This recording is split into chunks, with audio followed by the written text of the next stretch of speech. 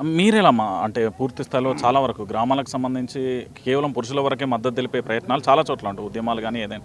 మీరు మహిళా నేతగా కూడా ఇక్కడికి వచ్చిన పరిస్థితి, ఎలాంటి మద్దతు, ఎలాంటి మోరల్గా ఇస్తున్నారా మహిళలకు? ఆ సంఘీభావం లేకపోతే మేము ఉన్నామనే భరోసా? నా పేరు సునంద బుగ్గన యాదవ్. నేను ఒక 30 సంవత్సరాల నుండి ఈ ప్రాంతంలో POW స్త్రీ విముక్తులు పనిచేసిన. ఈ ఏరియా మొత్తం కూడా నాకు బాగా సంబంధాలు ఉన్నాయి, అందరూ కూడా పరిచయాలే.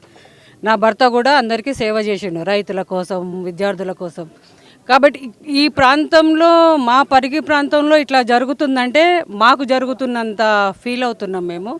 ఎందుకంటే ఇక్కడ అంతా చిన్న పేద రైతులు, బడుగు బలహీన వర్గాలందరూ చాలా అనగారి ఉన్న వాళ్ళు ఉన్నారు. మరి అలాంటి వాళ్ళు ఈరోజు రోడ్డు మీద పడుతుంటే ఎవరం కూడా ఉండలేము. ఎందుకంటే ఏ అక్కను పలకరించినా తను ఏడుస్తున్నది, అంటే ఈ భూమి లేకపోతే మేము బతకలేము అని. ఎందుకంటే ఇవాళ రేపు ఎంతోమంది, చాలా మంది ఉన్నవాళ్ళు భూములు అమ్ముకున్నారు. వాళ్ళు ఏదైనా వ్యాపారాలు పెట్టుకోవాలా, పిల్లల్ని చదివియాలా, పెళ్ళిళ్ళు చేయాలా, అట్లా చేసిండ్రు. కొంతమంది భూమినే నమ్ముకున్న వాళ్ళు ఉన్నారు. ఈరోజు భూమి పోతే మాకు జీవితం లేదు, మా తల్లిని అమ్ముకున్నట్టు అనే దాంట్లో ఇక్కడ ఈ ప్రాంత ప్రజలు బాగా ఆలోచిస్తారు. ఎందుకంటే నేను కూడా ఒక రైతు కుటుంబమే, మాకు కూడా ఎందుకంటే 8 కిలోమీటర్లు కూడా ఉండదు మాది, రామరెడ్డిపల్లి ముజైద్పూర్.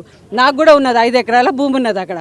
అంటే మేము కూడా భూమిని ఒక కన్నితాళ్ళలాగా చూస్తాం, అమ్ముకోము. ఎంత బాధలైనా సరే అమ్ముకో. అట్లాంటి పరిస్థితుల్లో ఇక్కడ ఈ కాలాపూర్ ప్రజలు ఉన్నారు. వీరికి మేము 100%, ఎందుకంటే ఈరోజు సర్పంచ్ గారు ఉన్నారు, ప్రజల కోసం నిలబడ్డారు. తనని మనం అందరము మెచ్చుకోవాలి. మరి ఈరోజు ఓట్లు వేసి రామ్మోహన్ రెడ్డిని గెలిపించినాం. మరి గెలిపించిన ఆయన ఎందుకు వీళ్ళ గురించి మాట్లాడలేరు, వీళ్ళని ఎందుకు చూస్తలేడు?